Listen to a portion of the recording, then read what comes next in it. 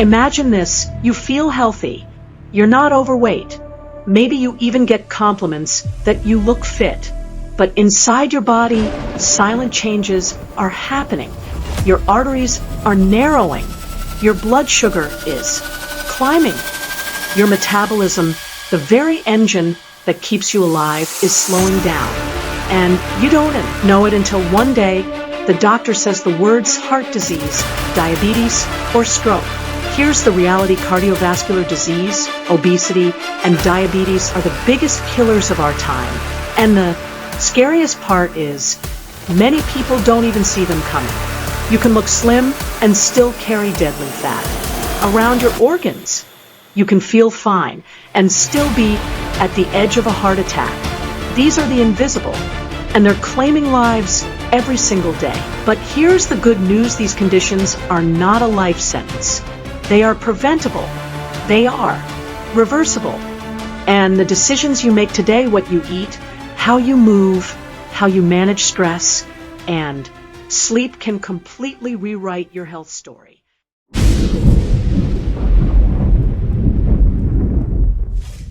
With us is nutritionist Jenni Dean, one of the leading voices in nutrition and chronic disease prevention. Together, we are going to peel back the myths, expose the hidden dangers, and most importantly, give you tools to protect yourself and your loved ones from becoming another statistic.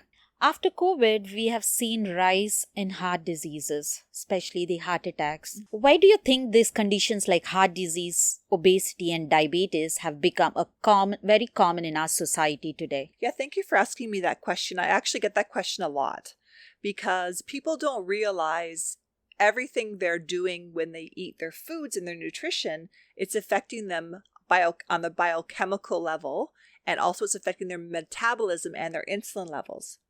So when someone goes to their doctor and they tell them they have heart disease, well, all these ailments have been like growing and like developing in their body many, many years before that. It takes about 7 years for our cells to change. So every 7 years, all your cells are upgrading. So if you go to the doctor and they say you have, like, you're obese, or you have, you've have heart disease, or maybe you've even had a heart attack, I can tell you 100% by looking at blood work that I do all the time, is that these clients of mine already have things going on like fatty liver disease, or they have pre-diabetes or diabetes. Because what's happening is, over time, when you have a lot of stress or your cortisol levels are higher, it actually causes your body to not break down the foods that you think you're doing all the right things. And you think you're eating healthy, but it's actually your body is not able to process all those nutrients because of the stress and the liver is already clogged from choices that you've made before. So it's my job to help you, get your liver healthy with small steps so that you don't have these other dis-eases in the body over time. Like when you have a car, like you wouldn't, if you heard the car was like chugging away, right? Right. You wouldn't not give an oil change, because what would happen? And your car wouldn't last very long, would it? And over time, our body can become sort of worn down a bit. Not that it's our fault, but it's because of our lifestyle and just different pillars of health that we don't really realize that we're not taking care of ourselves as well as we should be. Right. Especially in these busy days. Yes. You're hooked up with your family, yes. kids, and especially women. They're not well educated on it. Well, and it's not, and even when we do want to be well educated on it, there's so much on the internet and so many things telling you to do things a certain way. It's really confusing and frustrating. Everybody on the internet is a doctor. Right? Exactly. Exactly. And the nice thing with what I do is I really want clients to feel better and hopeful that they can reverse their cells right down to their mitochondria. Oh, okay. Because you have telomeres in your cells, and as you get older, they shrink, where that stores your DNA, your genetic materials. But you want your mitochondria, your cells. If you remember back to biology and chemistry, they have the little pictures of our mitochondria. and our cells and our nucleus, right? And all those, you want them to be healthy. So when you choose food first and you have different choices in your life with food, then you can definitely reverse any dis-ease and at least work with the doctor and myself to get yourself feeling better pretty quickly. We often hear that someone can look healthy on the outside, but still have major hidden risks. Can you explain how that works with metabolism and heart health? Absolutely. When I work with clients, I work with their metabolism and balancing their insulin levels. And that's all the hidden dis-eases or symptoms someone might have that affects their metabolism and also their blood sugar levels over time and their health, which can cause dis-ease in the body. So whenever I think of dis-ease, I say it like that, not disease, because it's dis-ease in the body, right? Smart. It's how you feel. So if you're in, and I'm not saying that everything you're feeling is a disease. So let's not get worried, paranoid, but you want to be aware of the symptoms so that you can be preventable and empower yourself to feel better. So if you cut your foot, for example, you wouldn't walk around with a cut foot. You'd put a Band-Aid on it. You'd put some antibiotics on it, like some polysporin or whatever you put on it. And then you'd make sure you're resting or you're icing that area. But same with inside your body. These are things you can't see. So a lot of times, women and men, they'll have a distended stomach. Right? And that actually already is, for me, I think of when I work with clients, I think of like the organs. For me, I always think of organs. But it talks about the liver, and everything starts in the liver. Okay. So if you already have like a diagnosis from your doctor, you really want to work on strengthening your gut, your liver, and your pancreas to get it healthy and working optimally. So someone could be walking around and drinking coffee all day, having a donut, or even skipping breakfast and just having coffee till like 1, or not even eating all day. And what they're actually doing is they're spiking their cortisol levels. So they're actually, whatever they're putting in their body and eating and drinking, their body's holding on to it because it needs that fuel and to keep you going and to go through your blood and your brain to keep you feeling better and to give you energy. But if you are not giving it the right fuel, and then over time, your fat gets stored, and that's how people get dis-ease, because they're already nutritionally deficient. And they're not realizing all those things are actually causing a clog in the pipes of their metabolism and slowing it down without them meaning to. It just happens because that's how your body's so smart. Well, for someone like me, I feel there's a lot of fat in the lower part of the stomach. So can you explain how and why where this fat is stored in your body? Absolutely. Well, did you know that insulin is a hormone? So that's when you know that makes you realize how much it affects your whole body. Oh. And the fat stored is so inside your body, the fat is called your visceral fat. So that's the fat you see around your liver, or the doctors will see that around your liver or your pancreas, even the heart, and that you can't see. That's a hidden fat. And then the subcutaneous fat is what you see on the outside, what we always visually see. So those types of fats are something to be aware of, and you want to get healthier from the inside out, not the outside in. Why do you think metabolism is important? And especially for someone like me who have no medical background or much knowledge on medicine. So can you explain that to me in brief? Yes. The reason why metabolism is everything actually is because it's always balancing your hormones. So biochemically, we're all unique, like a fingerprint. Like not one of us is the same. So your metabolism is key because that's a determining factor of how healthy you are inside your body. And so once you have a balance in your body with your metabolism, then you can definitely feel better and you'll have more energy, right? You'll sleep better. You'll be able to not have those highs and lows throughout the day. And you'll also be able to feel more like yourself again, get into those jeans you want to fit in. You feel more like you were when you're younger. And every age needs certain nutrients and different tweaking a little bit of the nutrient quality, not the actual we don't count the calories from, in my world, we actually want you to have the most dense food for what you're eating. So for example, you could have like a bag of chips that could be 300 calories, but you could also have a nice piece of salmon. That could equally be 300 calories. But aren't chips labeled dangerous? Yes, that's correct. Yeah, they're trans fat. And they also cause free radical damage in your cells. So that's where your body, if something's foreign to your body and you're eating it, even GMO foods, your body will store it in your liver and then get rid of it.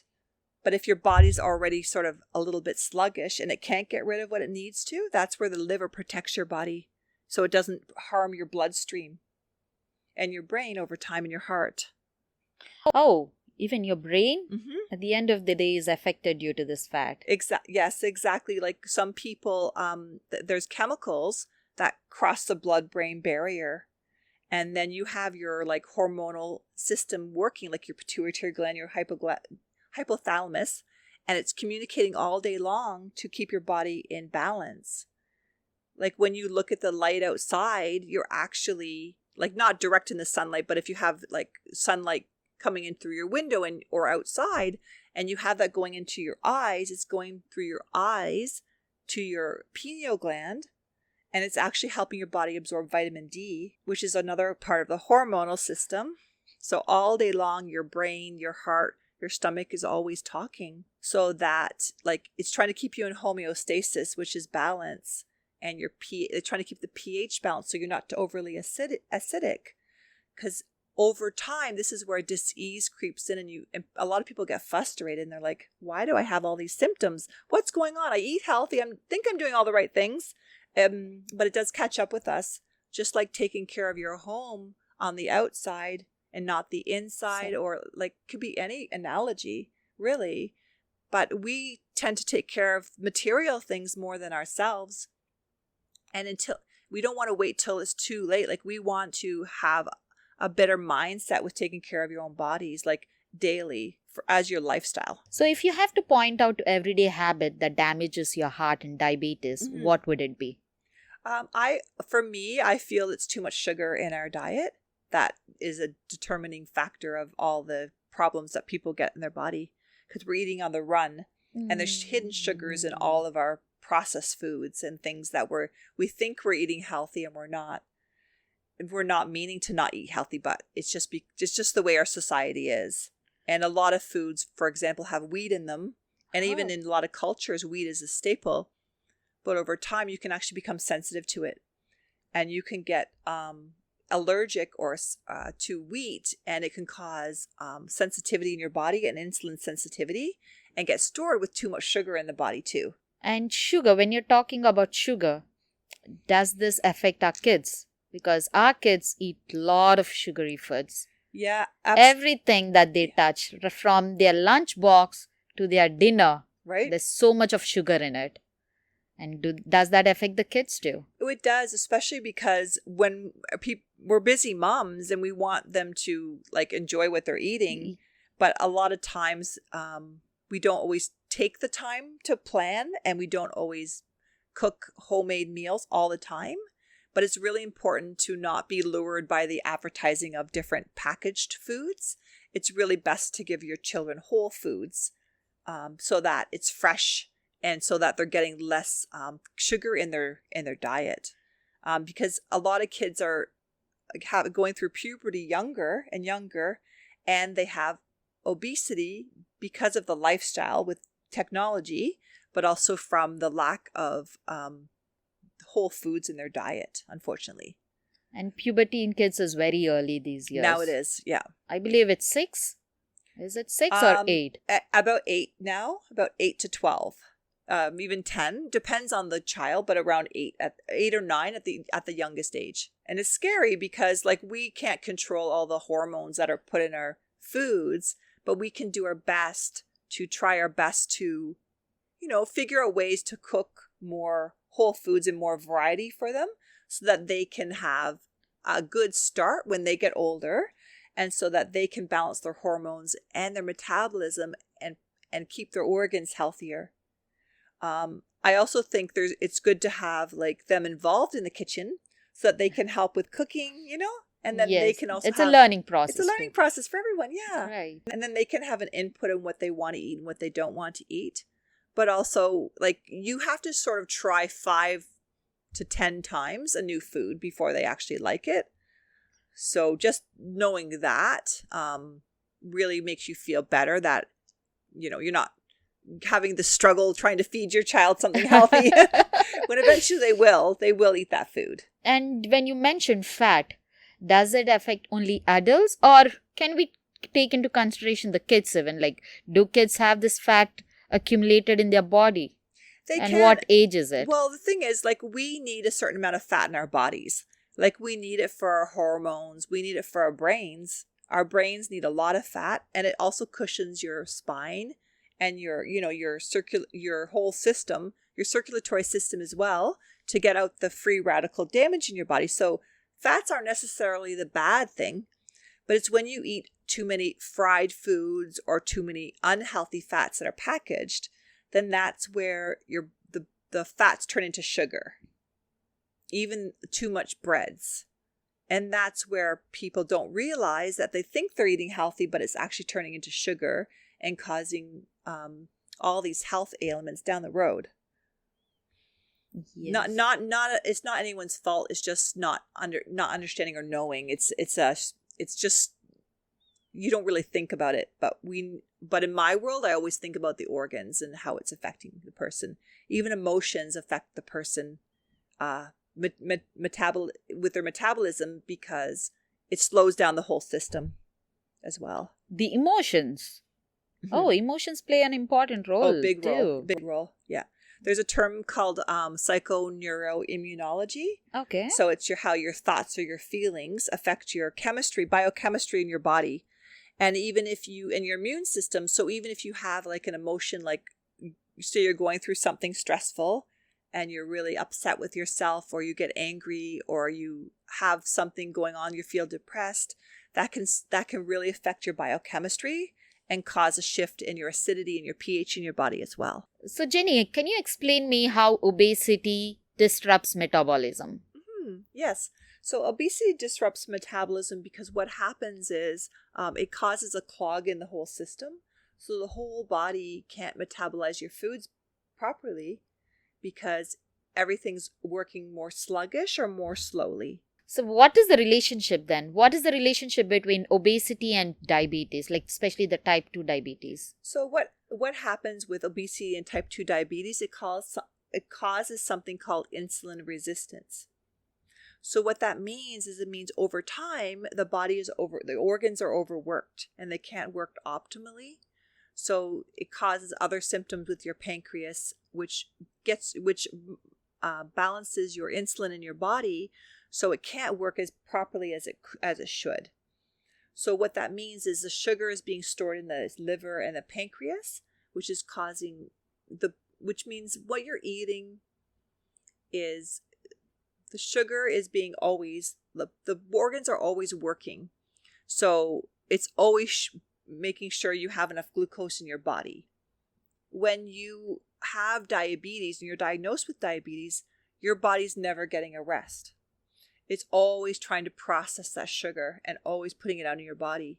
So then over time, your body can't make enough glucose. It can't work properly because it's already exhausted and burnt out. And that's why sometimes we need help with medicine or even insulin with type 2 diabetes because your body already is crying out for help. What is the percentage of people being obese having what is the percentage of people, percentage of obesity people having diabetes? It's a very high percentage, and a lot of people are not. I'm not a doctor, so I can't diagnose, but I can tell you that a lot of people that are obese already have a hypoglycemia. So they're already having the symptoms of diabetes and even walking around with it, but they don't know they have it necessarily. And it doesn't necessarily mean someone that's obese or a little bit overweight medically is even going to have diabetes or even going to have a visceral fat in their organs. It depends on their lifestyle and what they're already eating. So it's a tricky situation because it's not all a hard and fast rule. Like we can't generalize because we're all very unique. I feel I eat well. I eat a very healthy diet, but still I don't lose weight. Do you think is there anything that I'm missing out on this? Well, I don't just look at the food. Like I start with food as a foundation, and that's where I've always changed my life as well, like every single time. But you also want to look at, like, are you sleeping well? Are you drinking enough water? Do you have a lot of stress going on? Because even if you eat really healthy, you're taking all these vitamins and you have a lot of stress or you're not sleeping, it's really still going to be hard on your body because it can't process what you're eating as a healthy person, unfortunately. How you would like to be, how you would like to feel. And that's why metabolism slows down over time, because you need the foundation to keep you healthy. So what are the measurements that a man and a woman should look out when you're talking about fat? Yeah, especially that is stored in the lower part of your stomach. Yeah, that's a great question as well. So for a woman, it's 35 centimeters or more, or over that actually. And then for men, it's over 40 centimeters. If you measure around the waist at the belly button. We have to keep an eye on it. Yes. And are there any earliest signs that someone's metabolism is becoming dysfunctional? Absolutely. A lot of the early signs are someone getting like hangry, perhaps when they waited too long to eat their foods. Okay. Also, if you get headaches or like sort of brain fog with the memory, like short-term memory as well. Oh. As feeling tired or like having trouble sleeping or even going to sleep at night and sleeping long enough. Going to sleep and sleeping long enough? Yes. Are the signs that your metabolism is dysfunctional. Exactly. That's correct. Yep. And also things you can look at for your own body. Like you can look at like how often are you going to the washroom? You can look at like, are you constipated? You can look at, there's different things like with the nails and the hands and feet that can be looked at as well. And just different signs with your skin and your hair as well, like different things like that I would look at that can also tell you about your body if you have some challenges as well. Because your body's always speaking to you. It's always telling you like what's going on. It's like the gentle little whispers, right? That we don't realize. We just think, oh, we'll just put some cream on it or we'll just like take a pill. But actually it's not that easy. It's not like functional like that. It is functional, but there's not a quick fix. It really is a change in mindset and lifestyle habits. Especially we women are so much concerned about our hair, our beauty. Oh, yeah. We do not go so far thinking about the fat in our body. Exactly. We go around the stores trying to check for the best shampoo or the best cream that you can get. Mm-hmm. But yes, we never thought about the fat in our body. Exactly. And actually, some people are overly worried about their fat in their body. And then they have eating disorders or they don't eat enough or they binge eat. But but you need the fat in your body, like not just fat. And that's where I find the balance with programs I incorporate in my business helps people, because you have a balance of you have your protein and you have your healthy carbohydrates, which are also your fruits and vegetables. And you have your slow refined carbohydrates, like your whole foods, like your rye bread, spelt bread, quinoa. There's a lot of different nuts and seeds. There's a lot of different fats you can use. Avocados. You could use some nice fish. Some small fish as well are really good for you. The smaller fish. So there's many different things that you can use in your body. Have every day. It's to support your body, but it's a mindset as well. It's not just fat's bad for me because, well, your body makes 80% of its cholesterol on its own.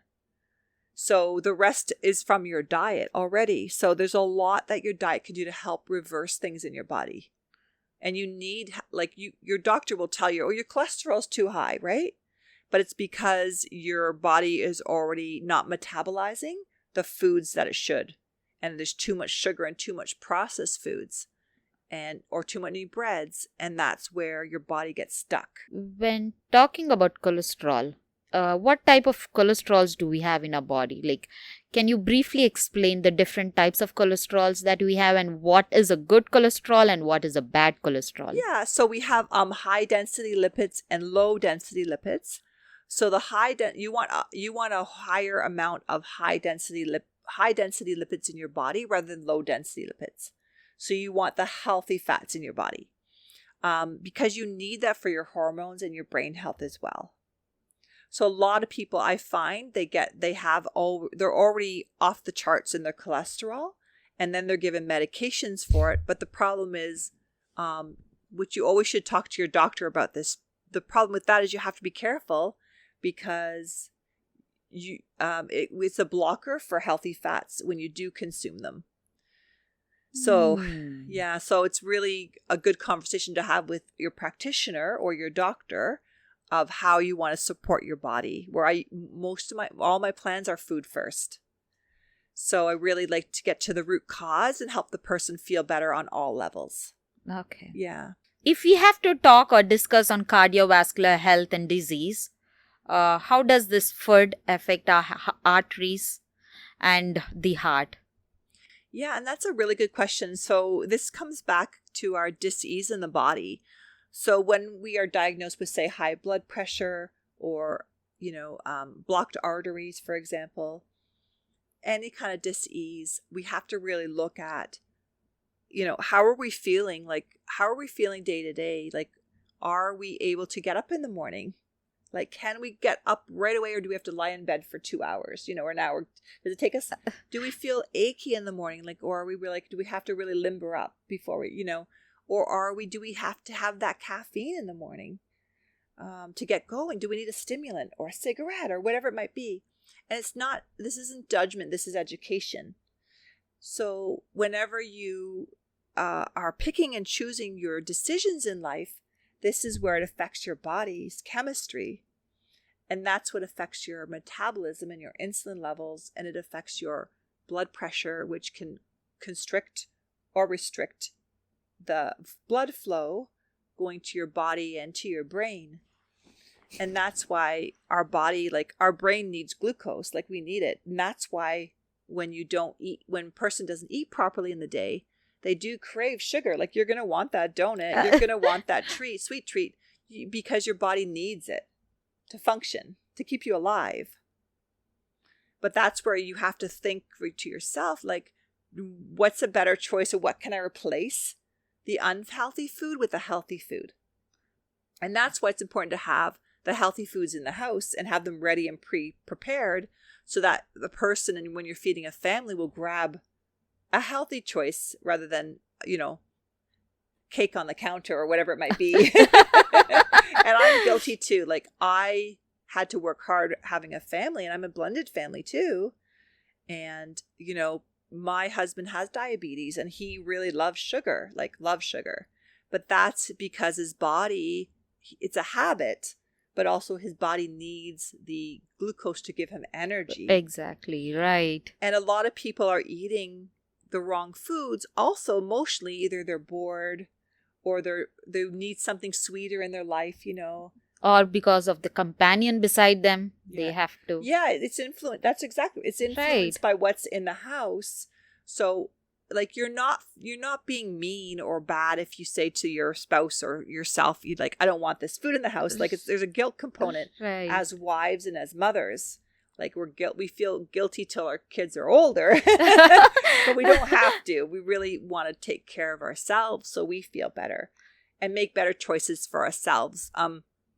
A lot of times when you eat foods, like say you want a crunchy chip with salt on it, like if you crave, do you crave salty or do you crave sugar foods? Oh, I crave salty. Okay. Yeah.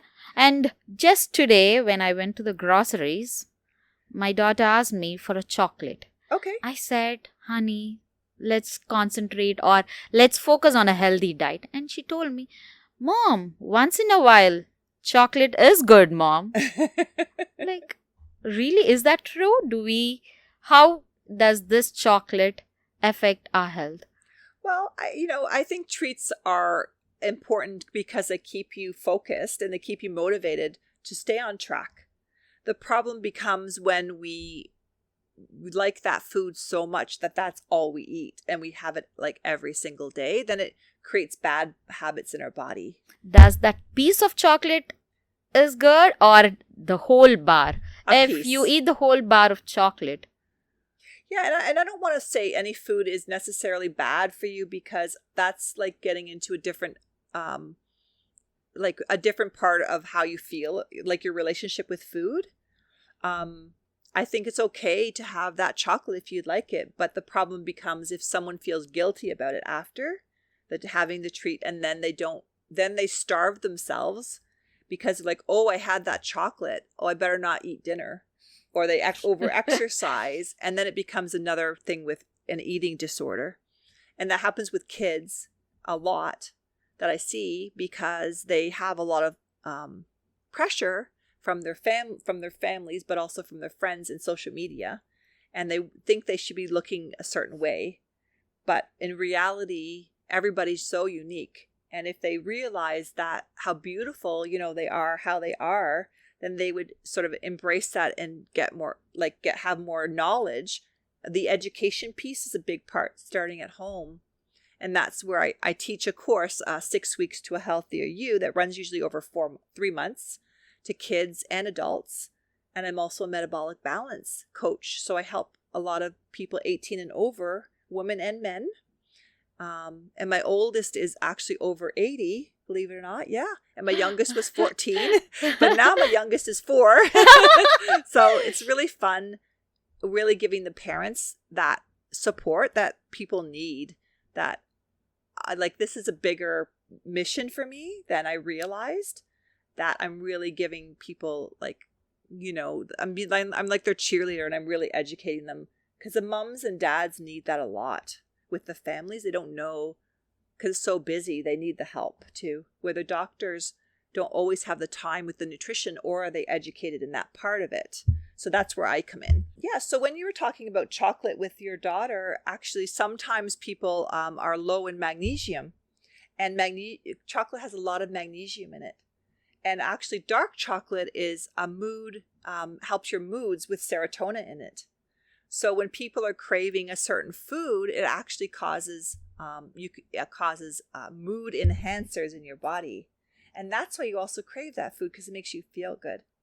It's important to also remember, all our lovely, our milks and our cheeses and our, our lovely carnivorous vegetables, like our broccoli and our cauliflower, all these vegetables and our fish, and all the lovely beans and lentils you have, and all the lovely spices and herbs are really good mood enhancers. So if you know that as well, then you'll say to your daughter, if she's always wanting sweets and you're always wanting salt, and you'll say, okay, what can we have as a treat perhaps that's more healthy? And you can make some lovely kale chips, and they're high in magnesium and potassium in the oven, but don't cook them too long because they burn fast. But you put a little bit of olive oil and sea salt, and they're crunchy like a chip. So there's different things like that you could do to sort of teach your daughter and your son, how to pick different choices. Because crunchy foods, you actually need crunchy foods, because it actually activates your pituitary gland in your brain, which is your hormones. So when you crunch on a carrot or even crunch on a chip, it's actually activating that as well. And but everything else is going on in the body too, depending what you're eating. Right. There's so much about crunchy food and the soft foods, than that how it affects your brain. Yes, exactly. Okay. Absolutely. And that's also another topic, but we could talk about later, our next episode, with mental health as well. And that's where we talk about, I really like to focus on emotional eating with clients and self-care. Yes, definitely. On the next episode, we shall focus on the mental health. Yes. That is very, very important. Yes, very important. Yeah. Especially with the colder weather coming. I would really love to just focus on just that as well, to help everyone feel better as well throughout the season, that the season changing. Yes. We'll do that definitely. Okay, perfect. Amazing. From nutritional perspective, how do you define optimal health? Yeah, that's a great question too. So optimal is a great word because a lot of times when we eat a certain food or we look at a vitamin, it just says take 2 a day, or you eat this amount of food on the Canadian Food Guide, But optimal means how much, and I was trained this way, how much you actually need to function optimally. So your organs are functioning how they should with a lot of supports from food and vitamins as well, but more foods so that you're feeling your best. And people don't know what they don't know. Like, you don't know that you're not feeling optimal. We're just used to it. So, or we just think it's a part of our life. Yeah. We just move on. Yeah. And once you feel like you notice the differences by these changes, you'll be like, oh, this is how I really should feel. And then you're like, this is my optimal health. And that's really amazing, actually. Let's talk about these nutrients. So what do these macronutrients and micronutrients play a role in your body? Yeah.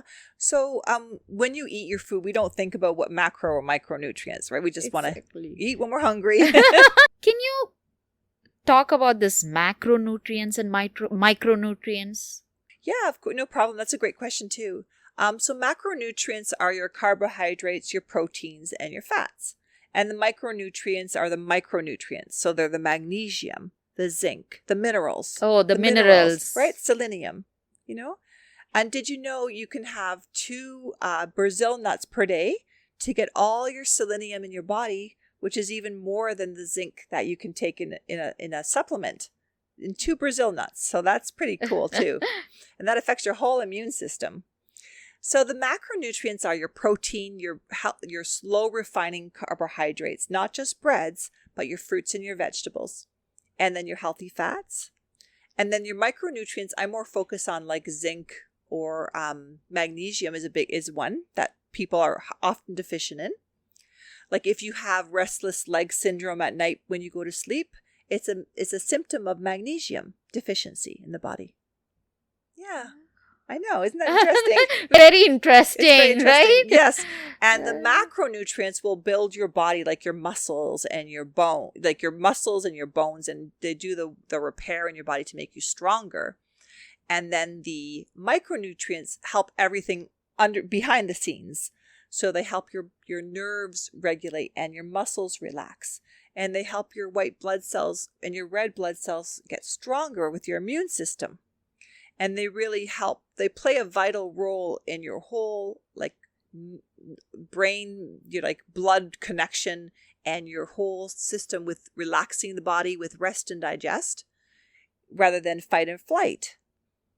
A lot of women, as we get older, and even if you exercise a lot, you're losing a lot of minerals and you don't realize it, which can cause a disruption in the hydration and the balance in your blood and your brain with your hydration levels and electrolyte levels, which can make you tired as well throughout the day because you're losing a lot of fluids. Especially women after 35. Yes.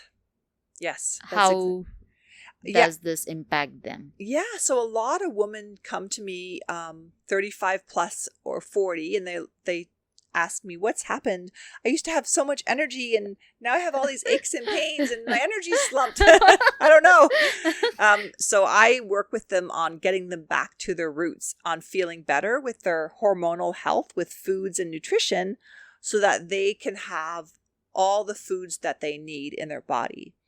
So I'm a holistic nutritionist, but I also work as a certified clinical nutritionist. I have a diploma in holistic nutrition, and I'm also with advanced symptomology, and I'm also a metabolic balance coach. So I really work with clients with a questionnaire that I have, or I coach them over 3 to 6 months just to get their metabolism in check. We take 36 markers of their blood work. Okay. And then we send it off to Germany. And then we have the practitioners look at it there, and I give them the blood work requisition. And then I formulate a plan for them with all of the deficiencies in their blood to help their whole body balance better. It's really game changing for people. for weight loss, but also for weight balance. What do you mean by weight balance? Like, what is the difference between weight loss and weight balance? Yeah, so if someone is like over like the weight that they want to be for their age, they would want to lose and like a little bit of weight and get more lean. But people that don't want to lose weight or can't lose any more weight, and they have to be a certain BMI to work with me as well. But they want to balance, so I would still have a plan for them, but they wouldn't be losing the weight. They would be just having the foods on there to get their organs healthier. So to help them with their fatty liver disease or their heart health, and to get their blood healthier too. Well, Jenni, when talking about the nutritional strategies, how does the age, activity level, and genetics influence the nutritional needs? That's a great question. Well, it all affects you. So people say, well, I have genetics of some predisposition in my body, so that's, I'm going to get that. But that's not true. It's actually more important to eat healthy to change the genetic disposition in your body. So if you know you have a genetic disposition, it's better to combat that with healthy foods, movement in your life, make sure you're getting enough rest, and make sure you're getting the proper amount of nutrients in your body that you need. It's not just about genetics. It's actually more important how you live your lifestyle to change the whole trajectory of the disease in your body. And if you have someone in your life that actually has, sugar levels that are already sort of all over the place, or they're trying to combat healthy eating, and it's very, really challenging for them, what I would recommend is have some fun together in the kitchen. Start pre-planning some meals and try to do it at night so that you don't have to worry about it the next morning when you're trying to rush to work.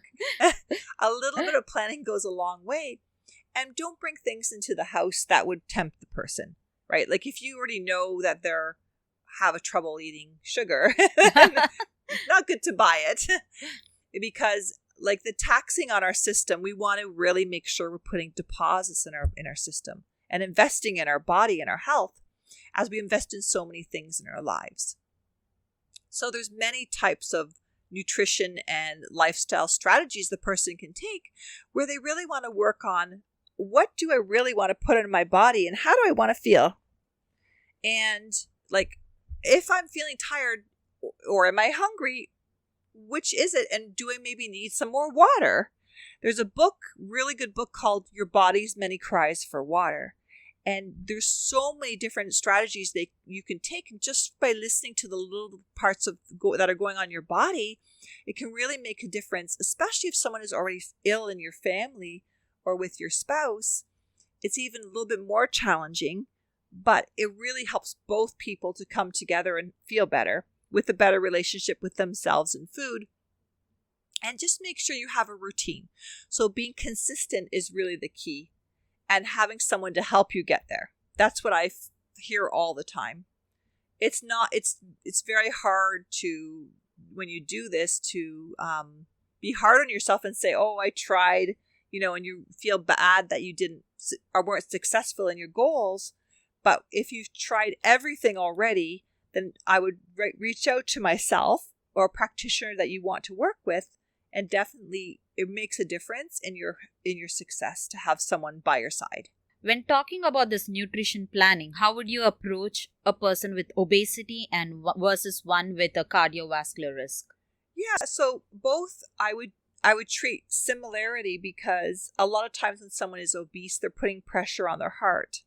But if someone already has had a heart attack, or they already have been diagnosed by their doctor with something with their heart, I would definitely opt to provide them with a plan, more of like a Mediterranean type of meal plan for them. And for the obesity one, I would do a really good healthy eating plan with a more balanced plate. Increase their vegetables, their low glycemic foods. So increase their vegetables, increase their little bit of what type of protein they're eating.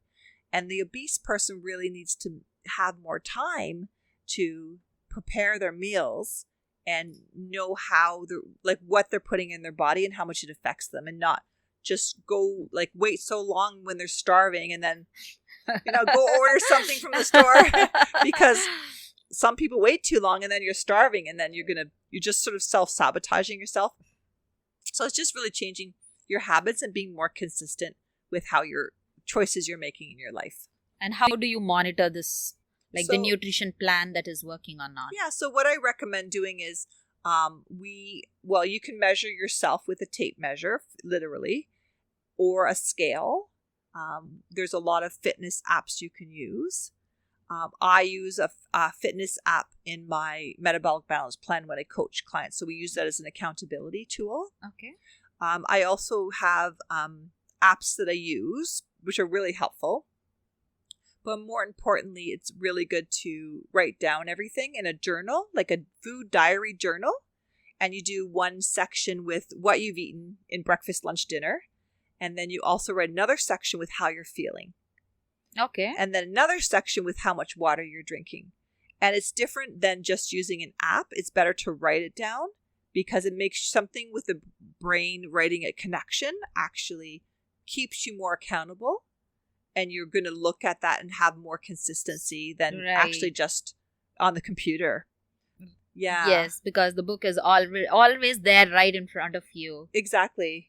And it's good. And so I really encourage clients to do that. And then they can work with me as well. And I would coach them as well through it too. And did the clients feel helpful writing on a notebook rather than on a device? Most people do. And I find the people that write it down more than the people that just use the app actually hold themselves accountable more and they reach their goals faster because I find they're more focused and they actually bring me their homework almost with their written work. Okay. Rather if there's just the app, then I feel like they forget about it and then they do something else and then they're not always as committed to the program fully, or they're going back and forth with it if they're not writing it down. It's just there's something between the written work and actually doing it. It goes hand in hand. How often do they reevaluate their nutritional strategy or their lifestyle strategy? Yeah, so you want to do it quarterly. So every 4 months or so, I would reevaluate what you're doing, 3 or 4 months, just to do a check-in with yourself and just say, how are you feeling? Like what needs to be tweaked with nutrition or healthy eating? How much water are you getting? Are you getting enough sleep? Are you managing your stress? And then get a little bit of light movement in there too, and do some weight training is really helpful as well. And then all those things, if you sort of check in with yourself, really help you get to where you want to be with your goals every season. Every season's what I recommend. So with a lot of apps and tools out there in the market, we have everything in our hand. Yes. So what do you suggest on this? Having a personal nutritionist is better than going through the apps that you have? Well, it's really personal preference. I find people that have tried all the apps and have tried all the different types of diets. That's the people that come to me because they realize that they need someone to coach them and give them educate them on how to eat properly with nutrition. Where a lot of the apps or a lot of the diets don't do that necessarily.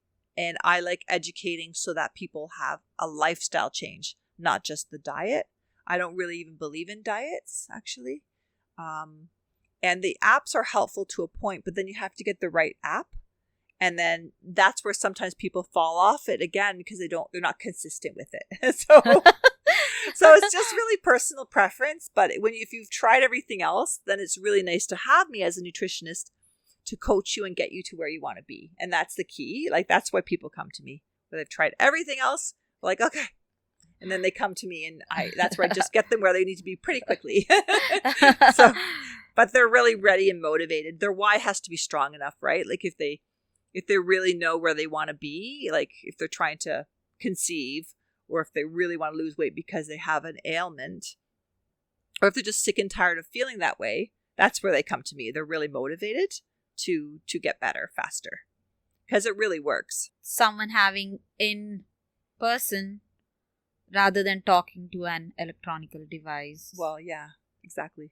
It's a connection too. So I work with mind, body, and the heart, like the whole person. So I want to make sure that self-care is a big part of it too. So it's not just about, disconnecting with the app. It's about You having have a an real emotional conversation. support. Yes, exactly. That's what people really like as well. Well, when talking about the nutritional needs, what is the difference between the children and the adults? Yeah, that's a great question too.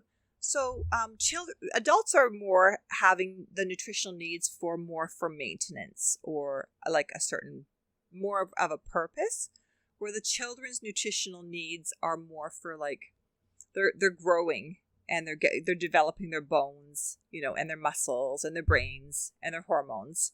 So they want more education, and they need more nutrition for their little bodies that are growing.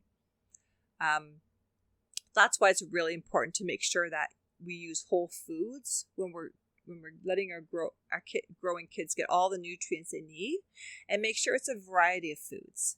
So they want to have their proteins, their vegetables, their healthy fats, right? And their slow releasing carbs. I do have a plan I wrote for kids as well, just specifically how much to feed them. But it also depends on the child, their age, and also their growth, like how big or little they are, and what their goals are too. But it's really important. It helps with their eyesight. It helps with their brain development. It helps with their hormones, right? It helps with their reproductive organs. The whole system. Yeah. And actually, when a kid, I don't know if you knew this, but at each stage of the kid's life, the child's life, their organs are developing. Yes. So around 3 to 4, it's the thyroid. And then the livers aren't even fully developed till they're 7. Interesting. I know. So if you realize that, then parents will realize not to feed their kids maybe solids too soon, right? When they think they want to, and some kids want to because they're already getting their teeth. Teeth in a kid's, when they have their teeth sprouting, is a good indicator that they have their digestive enzymes and they're ready for some more sort of soft foods. It's a sign. Okay. Yeah, but a gummy child, you want to wait till at least they get some teeth coming out. Then they're more ready for a next stage of foods. So the liver keeps growing until what age does the liver keep growing? Yeah. Well, as far as I was aware, it fully develops at 7. Oh, okay. But the liver can actually regenerate itself too. So say like you have a fatty liver, for example, you start eating your healthy foods and the liver will regenerate itself, which is really cool. So that's good, right? Even the brain, like one part of the brain can get damaged, and then it creates all new neurons in the body, neurotransmitters and neurons in the body of new connections too. We spoke about kids and adults. Let me also include pregnancy in this. Sure. And if you have to talk about nutritional needs and metabolism, what would you suggest during pregnancy? Yeah, so when you're actually pregnant, I have a course on that too. I wrote up actually, but when you're pregnant, you need more nutrients while the baby's growing and developing. So you want to make sure you have 1 to 2 healthy fats per day. You want to make sure you have up to 3 proteins, different proteins at each meal. You want to make sure that you have up to 6 carbohydrates, which are your vegetables and your fruits, 3 fruits a day as well.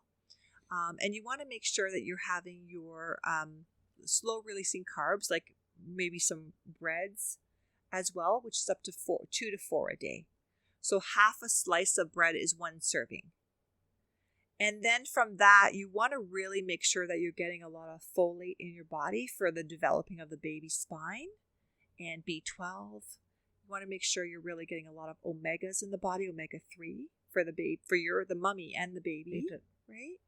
And you want to really make sure you're getting a good multivitamin just to make sure you're not missing any of the vitamins in the body. The good B vitamins really helpful too for the developing baby and for yourself too.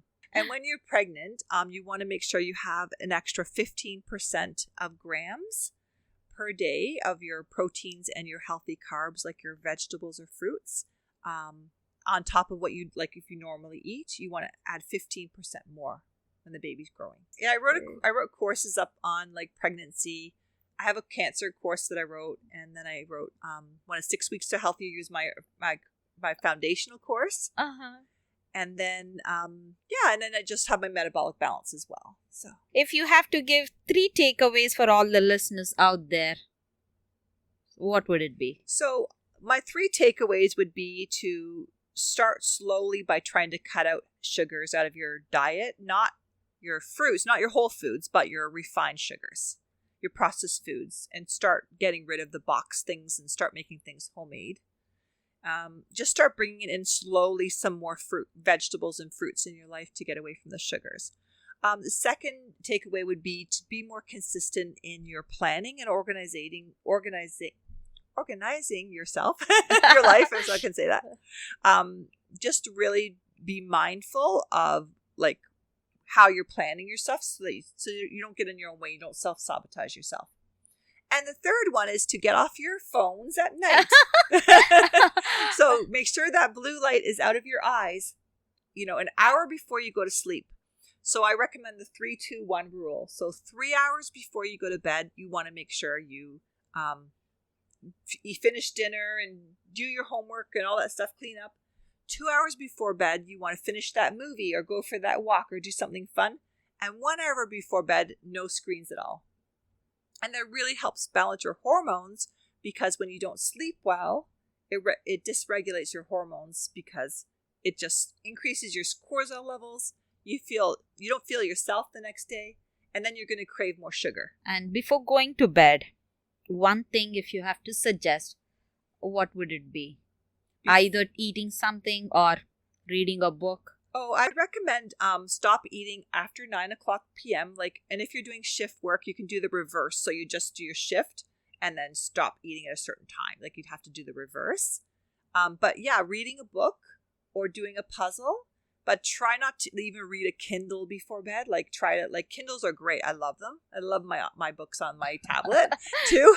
But try to read a physical book or write a journal or listen to some nice binaural beats music. Or some yoga nidra meditations are lovely. The breath really helps calm down your nervous system, especially at the end of a busy day. And it really helps you sleep better. You don't want your brain to keep thinking of that action movie you're watching before you go to sleep or face, online things.